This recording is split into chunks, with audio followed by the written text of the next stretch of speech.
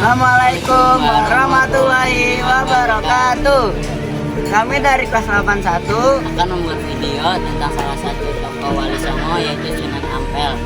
Perkenalkan, nama saya Muhammad Fadil. Nama saya Ahmad Fasya. Dan tonton videonya. Sejarah Sunan Ampel adalah anggota Wali Songo yang sangat dihormati dan dianggap sebagai salah satu yang tertua serta paling berpengaruh dalam proses Islamisasi di Pulau Jawa pada abad ke-15. Rahmat atau Sunan Ampel tiba di Pulau Jawa sekitar tahun 1453 Masehi dan mendarat di Pelabuhan Tuban.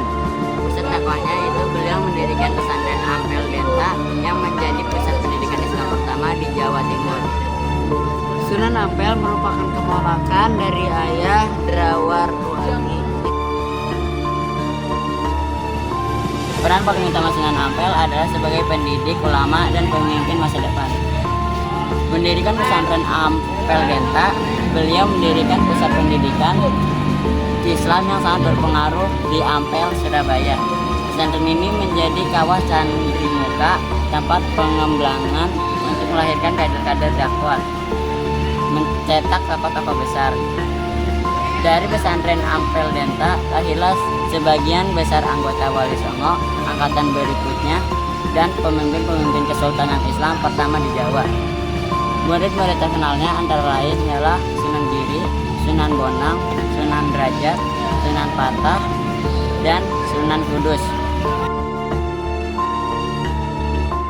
Sunan Ampel memiliki peran penting dalam meletakkan dasar-dasar politik Islam di Jawa. Pertama, memvalidasi Raden Patah.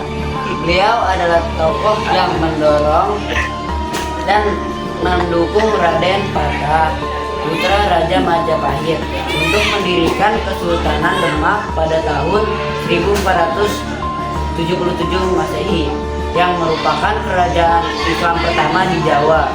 2. Sesepuh pendirian Masjid Demak.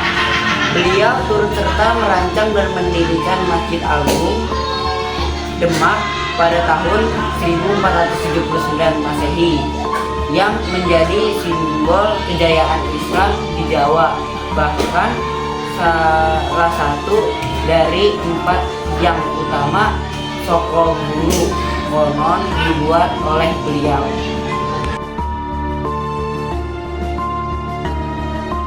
Ampel berfokus pada pemurnian akidah dan perbaikan akhlak moralitas masyarakat yang saat itu sedang mengalami kemerosotan, khususnya di lingkungan kerajaan Majapahit.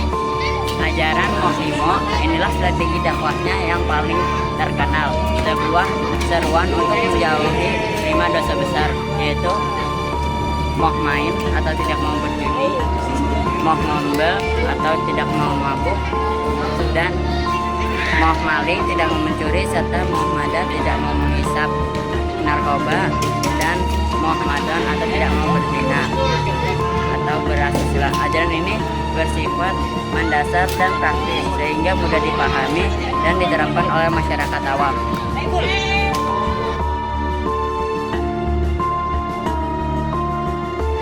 Sebagai tokoh yang memiliki ikatan darah dengan keluarga kerajaan Majapahit, keponakan si Raja, beliau memanfaatkan jalur diplomasi dan pernikahan untuk memperluas pengaruh Islam secara damai.